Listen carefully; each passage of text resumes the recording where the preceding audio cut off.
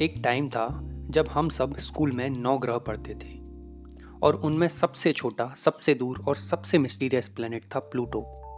लेकिन आज प्लूटो एक प्लेनेट नहीं, बल्कि एक ड्वार्फ प्लेनेट के रूप में जाना जाता है।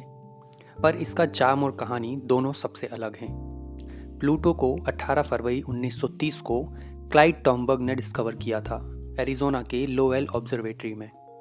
तब लोगों ने सोचा कि ये सोलर सिस्टम का 9th प्लेनेट है और उसका नाम रखा गया प्लूटो, जो रोमन गॉड ऑफ अंडरवर्ल्ड के नाम पर था। ये एक परफेक्ट नाम था किसी प्लेनेट के लिए जो इतना दूर और इतना ठंडा हो।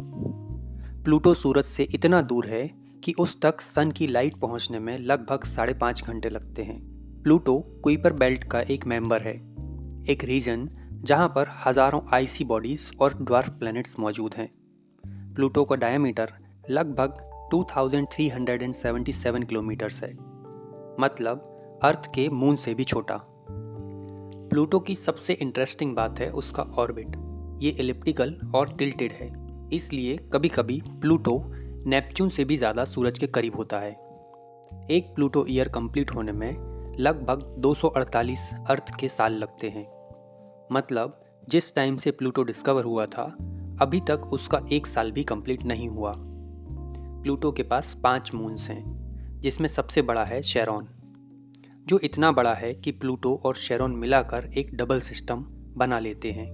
बाकी छोटे मून्स हैं स्टिक्स, निक्स, केरबेरोस और हाइड्रा, जो उसके चक्कर लगाते हैं जैसे गार्डियन सैटेलाइट्स। प्लूटो का सरफेस रॉक और आइस का मिक्सचर है। यहाँ टेम्परेचर होता है -230 डिग्री सेल्सियस के आसपास और एटमॉस्फेयर में मेनली नाइट्रोजन और मीथेन है।